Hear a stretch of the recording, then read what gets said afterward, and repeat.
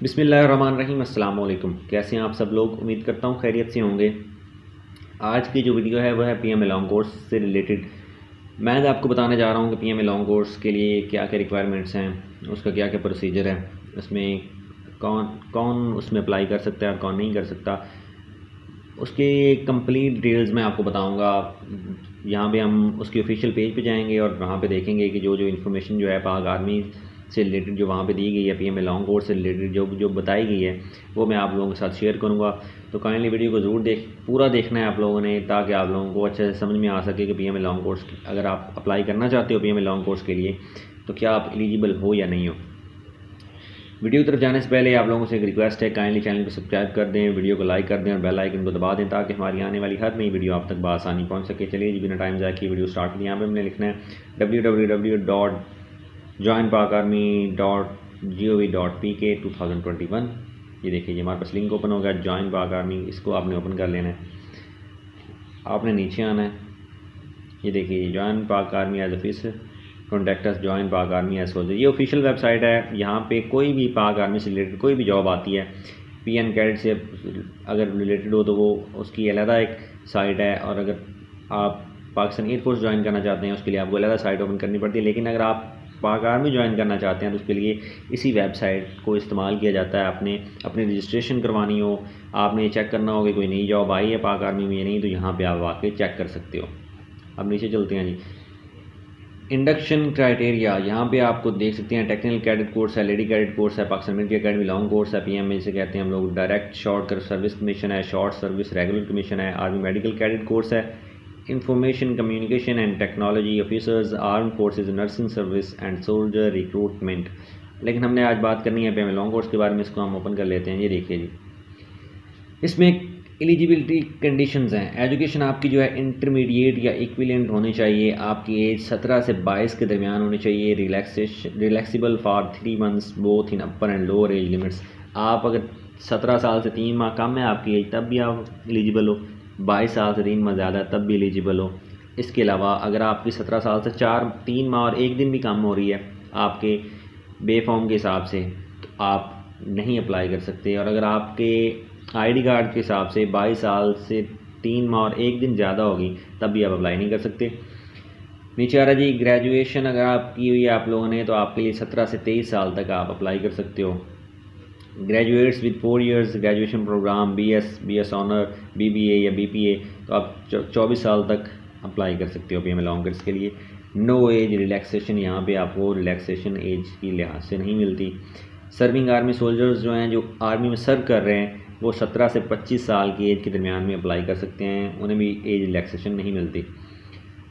आपका जी मर्शियल स्टेटस होना चाहिए अनमैरिड, आप मैरिड अगर हैं। Serving personnel of the arm forces over 20 years of age are eligible. वो लोग जो आर्मी में सर्व कर रहे हैं और उनकी एज 20 साल से ज़्यादा है और वो शादीशुदा भी हैं तो भी वो एलिजिबल हैं। लेकिन अगर आप आर्मी में सर्व नहीं कर रहे, आप फिर अगर शादी आपकी हुई है, आप शादीशुदा हैं, तो आप एलिजिबल नहीं है। ठीक है। क्वालिफिकेशन यहाँ पे भी वही मेंशन की गई है, intermediate or equivalent, graduate 2 years, graduate 4 years. ठीक हो गया। मिनिमम हाइट, आपकी मिनिमम हाइट कितनी, सबसे जो ज़्यादा क्वेश्चन किए जाते हैं वो यही होते हैं कि हाइट कितनी चाहिए। 5 फीट 4 इंच हाइट होनी चाहिए आप लोगों की अगर आप पीएमए लॉन्ग कोर्स के लिए अप्लाई करना चाहते हो तो। Weight as per body mass index, BMI के हिसाब से आपका वेट होना चाहिए। बीएमआई जो है वो ऐप भी आपको मिल जाएगी प्ले स्टोर से, आप गूगल भी कर सकते हो। आप वहाँ पे गूगल करोगे तो वहाँ पे आपको अपनी जस्ट हाइट मेंशन करनी होगी और आपका वेट, आपका बीएमआई आपको बता देगा कि आप अंडर वेट हो, ओवर वेट हो या फिट कैटेगरी में आ रहे हो। ठीक है। Academic requirements, marks F F S equivalent, minimum 55% marks in FA FSC and equivalent. आपके कम से कम 55% जो है मार्क्स होने चाहिए FSC FA में। ठीक है।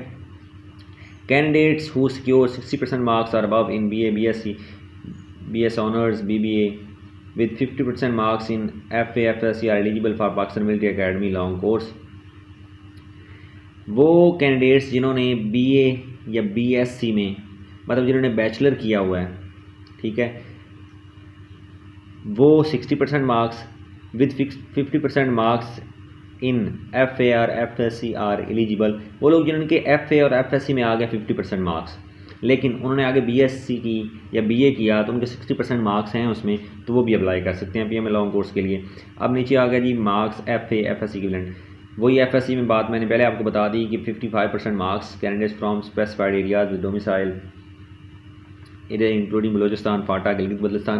पहले ये होता था, आज से तकरीबन जो अभी कोर्स गुजरे हैं 147 के बाद 148 जो गुजर गया है और ये 149 आ रहा है। 148 से पहले 147 तक ये था कि जो रिक्वायरमेंट्स थी FA के मार्क्स की वो थी 60%। अगर आपके मार्क्स होते थे तब आप अप्लाई कर सकते, अदरवाइज़ आप नहीं कर सकते थे। लेकिन हुआ ये कि ये कोविड-19 की वजह से 148 से क्राइटेरिया चेंज हुआ, मार्क्स उन्होंने जो परसेंटेज है वो कम करके 55% कर दी।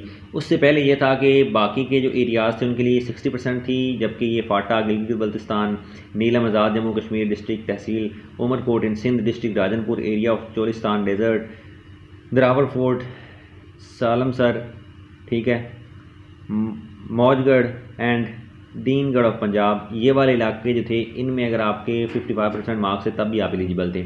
लेकिन मैंने आपको बताया कोविड-19 की वजह से सब पूरे पाकिस्तान में 55% परसेंटेज कर दी गई, क्योंकि इसकी वजह से बच्चों की जो पढ़ाई का बहुत इफेक्ट हुई है, ठीक है।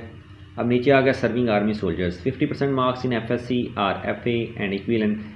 सर्विंग आर्मी सोल्जर्स जो हैं उनके FSc या FA में 50% मार्क्स होना ज़रूरी है।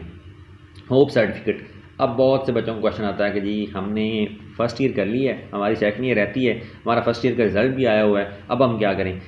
अब होप सर्टिफिकेट का आप होप सर्टिफिकेट पे अप्लाई कर सकते हो। Candidate who have passed part 1 of intermediate examination with minimum 60% marks and appearing in part 2 final examination can also apply on hope certificate by head of the institutions। आपने अपने head इदारे के head के पास जाना है, उनसे होप सर्टिफिकेट बनवाना है, ठीक है। लेकिन उसके लिए शर्त ये है कि आपके पार्ट 1 में 60% मार्क्स हों, तभी आप अप्लाई कर सकते हो। Verification of marksheets certificate. Candidates not issued with certificates और इन possession of duplicate revised mark sheet certificate matric intermediate BSc must get a verification certificate signed by security control examination of concerned board university। अगर आपके पास marksheet जो है matric की, inter की या BSc की नहीं है आपके पास ओरिजिनल, तो आपको अपने बोर्ड में जाना होगा। मुतलका बोर्ड आपका Sahiwal, Multan board, federal board, जौन सा भी बोर्ड हो, वहाँ पे जाके आपको एक वेरिफिकेशन सर्टिफिकेट लाना होगा, ठीक है, वहाँ से, तभी आप अप्लाई कर सकते हो। A level candidates applying in Pakistan with aggregate 60% marks are eligible without seeking equivalence certificate as calculated by IBCC। वो लोग जिन्होंने A level किया है उनके 60% मार्क्स होना ज़रूरी हैं, ठीक है, तभी वो अप्लाई कर सकते हैं। अब इन एलिजिबिलिटी कंडीशंस आ जाते हैं जी। Twice rejected by inter services selection board. PMA में सबसे पहले इनिशियल आपको होता है, उसके बाद ISSB होता है। अगर आप 2 बार ISSB से रिजेक्ट हो चुके हैं, नॉट रिकमेंड हो चुके हैं, तो आप अप्लाई नहीं कर सकते। Twice screened out by inter services selection board. जब आप इंटर सर्विसेज सिलेक्शन बोर्ड में चले गए, ISSB में इंटर हो गए, वहाँ पे आपने अपना इंदराज करवा दिया, तो आप स्क्रीन्ड आउट हो गए, मतलब वो आप 2 बार अगर हो चुके हैं तब भी आप अप्लाई नहीं कर सकते। Tested with in 4 months gap of previous appearance in inter services selection board except waiver granted by the competent authority। However, bar of 120 days will not be applicable to candidates appearing in general headquarters, navy headquarters, air headquarters selection board। वो लोग जिन्होंने test दिया है उनके अभी भी 120 दिन नहीं हुए उनको टेस्ट दिए हुए, तब भी वो अप्लाई नहीं कर सकते। Dismissed, removed, debarred from government services including arm forces. Government कोई भी सर्विस हो, आप वहाँ से निकाल दिए गए हों, आप वहाँ से भाग गए हों, आपने ट्रेनिंग बीच में छोड़ दी हो, तब भी आप अप्लाई नहीं कर सकते। Convicted in a court of law for any heinous offence to be ascertained by competent military authority. अगर आपने कोई भी कानून की खिलाफ वर्जी की है, ठीक है, आप पे कोई केस अंदराज हुआ है किसी केस का, आप पे कोई केस चल रहा है, तो अब या आपका नाम दर्ज है आपके मुतलका पुलिस थाने में, आपने कोई भी ऐसी हरकत की हुई है, तो आप अप्लाई नहीं कर सकते। अब नीचे आ जाते हैं जी। Permanently declared unfit by appeal medical board. Appeal medical board पता है क्या होता है? जब हम PMA अप्लाई करते हैं, आप अगर इनिशियल क्लियर करते हो, ISSB क्लियर कर लेते हो, उसके बाद आपका फ़ाइनल मेडिकल होता है। फाइनल मेडिकल में अगर आपको कोई इशू आ रहा है तो आप मेडिकल बोर्ड में अपील कर सकते हो मेडिकल बोर्ड के लिए, ठीक है। आप अपील मेडिकल बोर्ड में दोबारा से अपील करोगे कि जी हमें मुझे अनफिट करार दिया गया है, इसमें मेरा कोई कसूर नहीं है, ये गलती हुई है कोई, या मैं बिल्कुल ठीक हूँ, मैं फिट फाट हूँ, मेरे को टेस्ट गलत आया है, तो आप अपील करते हो। लेकिन अपील मेडिकल बोर्ड आपको अनफिट करार दे देता है तो फिर आप कभी भी अप्लाई नहीं कर सकते पाक आर्मी के लिए, ठीक है। Declare medically unfit due to hepatitis B and C. अगर आपको हेपेटाइटिस था बी या सी, आप उसकी वजह से अनफिट करार दिए गए, उसके बाद आप कहते हैं कि मेरे टेस्ट बिल्कुल क्लियर आ गए हैं, ठीक है, मैं बिल्कुल ठीक हो गया हूँ, तभी आप अप्लाई नहीं कर सकते क्योंकि आप पहले ही एक बार डिक्लेयर्ड हो चुके हैं मेडिकली अनफिट। किसकी वजह से? हेपेटाइटिस बी और सी की वजह से। Withdrawn from any bonded arm forces college institution on disciplinary grounds. आपने कोई डिसिप्लिन की खिलाफ वर्जी की, ठीक है, और आप किसी भी आर्मी के इंस्टीट्यूशन से आ गए या निकाल दिए गए, तब भी आप अप्लाई नहीं कर सकते। टेम्परिंग ऑफ एकेडमिक सर्टिफिकेट्स, ठीक है जी। Concealment to get undue advantage will render to applicant permanently ineligible for all types of commission in armed forces. अगर आपने कोई गलत फॉर्म जमा करवाया, कोई गलत सनद जमा करवाई, ठीक है, अपनी कोई भी बायोडाटा शीट में कुछ भी ऐसा लिखा जो आपने बिल्कुल गलत पुट किया, तो आप हमेशा के लिए इनएलिजिबल करार दे दिए जाएंगे आर्म्ड फोर्सेस के लिए, ठीक है। अब आ जाती है जी registration and preliminary selection procedure. Registration और प्रिलिमिनरी जो है सिलेक्शन प्रोसीजर जो है उसका अब हम बात करते हैं। ये देखिए जी, candidates can registers either through internet और by visiting army selection and recruitment center. आप अगर आप अप्लाई करना चाहते हैं तो आप ऑनलाइन भी कर सकते हैं, आर्मी रजिस्ट्रेशन सेंटर में जाके भी कर सकते हैं। अगर आप ऑनलाइन अप्लाई करना चाहते हैं तो मैंने आपको बता दी, यहाँ पे आपको रजिस्ट्रेशन का जैसे ही कोर्स आएगा 149 अब इंशाल्लाह, तो वहाँ पे आपको ये देखिए जी, a candidate can register on website www.joinpaakarmi.gov.pk. Date and time of test shall be intimated on internet, for which the individual should have an email account. Candidate will report on exact date and time given for preliminary test on computerized roll number slip. Date once given will not be changed. अब आपको कहाँ पे apply करना है? www.joinpaakarmi.gov.pk पे जाके यहाँ पे जब कोर्स आ जाएगा इंशाल्लाह अक्टूबर में आएगी, डेट्स आएंगी रजिस्ट्रेशन की, आपने यहाँ पे आके अप्लाई करना है। फ़र्ज़ करें आपने यहाँ पे गलत इन्फॉर्मेशन पुट कर दी तो आपको आर्मी सिलेक्शन सेंटर जाने पड़ेगा, वहाँ से होगी क्लियर। अब दूसरा मसला बच्चों को आता है कि बच्चे कई बार टाइम पे नहीं पहुँच पाते। आपको टाइम पे पहुँचना बहुत ज़रूरी है, नहीं तो आपको अलाउ नहीं करते। लेकिन फ़र्ज़ करें आपका कोई बहुत बड़ा इशू हो गया आपके साथ, आप नहीं पहुँच पाए, तो फिर आप चले जाएँ तो आपको रिलैक्सेशन मिल भी जाती होती है कई बार।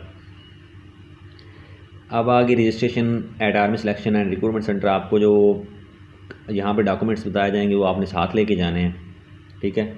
उसके बाद ही आप वहाँ पे जाकर रजिस्ट्रेशन करवा सकते हो। कैंडिडेट्स में report eight nearest army selection center and recruitment centres for registration almost of roll number slip along with necessary documents mentioned in advertisement. जो बताए गए हैं वो लेके जाने, मैं आपको बताऊँगा कौन कौन से हैं। रिटन इंटेलिजेंस टेस्ट होते हैं आपके 3, ठीक है, जिसमें क्या क्या शामिल होगा? इंग्लिश शामिल होगी, maths, Pak study, Islamiyat, general knowledge. The candidates declared successful in written intelligence test will undergo physical medical test and interviews at army selection center and recruitment centers. अगर आप तीनों टेस्ट क्लियर कर लेते हो, वर्बल, नॉन वर्बल, उसके बाद ये academic, उसके बाद आपको अलाउ किया जाएगा फिजिकल, मेडिकल और इंटरव्यू के लिए। फिजिकल क्या क्या होता है उसमें? 1.6 किलोमीटर रनिंग है 8 मिनट में, 8 मिनट आपको दिए जाते हैं। पुशअप्स 15 आपको करने होते हैं 2 मिनट्स में। सिटअप्स आपको 20 करने होते हैं 2 मिनट में। चिनअप्स आपको 3 करनी होती हैं 2 मिनट में। डिश क्रॉसिंग आपको करनी होती है, ये 7/4 की 7.4/7.4 की होती है। 7 फीट लंबाई आप घर से प्रैक्टिस करके जाएँ। इसके अलावा रनिंग की प्रैक्टिस करके जाएँ, उसके लिए मैं आपके लिए एक अलग से वीडियो बना दूँगा। अब आगे इंटरव्यू की बात। Candidates successful candidates will be interviewed at army selection and recruitment centres and short list for inter services selection board. आप जो कामयाब होंगे, जो कैंडिडेट्स यहाँ पे इनिशियल में, उनका इंटरव्यू लिया जाएगा और उनको आगे भेजा जाएगा ISSB के लिए, अगर वो इंटरव्यू क्लियर कर लेते हैं तो। आगे आ जाती है जी फर्दर सिलेक्शन प्रोसीजर। आ गया जी फर्दर सिलेक्शन प्रोसीजर में क्या है? Candidates who are selected by army selection and recruitment centre will be called for inter services selection board test. Medical examination of inter-services selection board recommended candidates will be carried out at nearby combined military hospitals. The final selection will be made at general headquarters on the basis of candidates performance. जब आपकी IJSS भी clear हुई उसके बाद आपका final medical हुआ, उसके बाद जो है आपके जनरल हेडक्वार्टर्स में आपकी परफॉर्मेंस के बेस पे मेरिट लिस्ट लगती होती है। वहाँ पे अगर आपका नाम आता है तब आप PM में जा सकते हो, अदरवाइज़ नहीं जा सकते। अगर बच्चा सब कुछ क्लियर भी कर लेता है, उसका नाम नहीं आया मेरिट लिस्ट में, तब भी उसको बेचारे को या तो 2 साल तक, मतलब 2 कोर्सेज़ जो हैं उन तक इंतज़ार करना पड़ता है कि शायद उसका नाम आ जाए अगली बार में, नहीं तो दोबारा से उसको अप्लाई करके दोबारा से टेस्ट देना पड़ता है ISSB का। ठीक हो गया जी। Pakistan national residing abroad, in eligible candidates residing abroad are exempted from preliminary selection. However, defense attached will ascertain their overall suitability, physical deformity and stamina aspects. The candidates are advised to approach Pakistani embassies in the country where residing of issues of application forms. They will submit their application form along with connected documents through Pakistani embassies, a postal order of 100 and a bank draft of 500 in the name of Director General Personnel Administration directorate. जिन लोगों के लिए जो abroad में रहते हैं जी, पाकिस्तान में नहीं रहते लेकिन पाकिस्तानी शहरी हैं, ठीक है। अब आगे citizen of Pakistan and domicile holders of Azad Kashmir Gilgit Baltistan upon final selection candidates with dual nationality will have to surrender nationalities other than Pakistani. अगर आपके पास आप दो मुल्कों के शहरी हैं तो आपको एक मुल्क की शहरियत छोड़ना पड़ेगी अगर आप सेलेक्ट होने के बाद पाकिस्तान मिलिट्री एकेडमी में जाना चाहते हो। ट्रेनिंग होती है पाकिस्तान मिलिट्री एकेडमी में 2 साल, यहाँ पे आप देख सकते हैं, यहाँ पे बताया गया, ये मेंशन किया गया, ठीक है। ये थी जी कंप्लीट डिटेल्स। ये जेंडर जो है सिर्फ मर्दों के लिए है, औरतों के लिए ये पोस्ट अवेलेबल नहीं है। अब मेरे ख्याल में सारे क्वेश्चन के आंसर्स आप लोगों को मिल गए होंगे और आप लोगों को सारी तफसीलात जो हैं वो समझ में आ गई होंगी।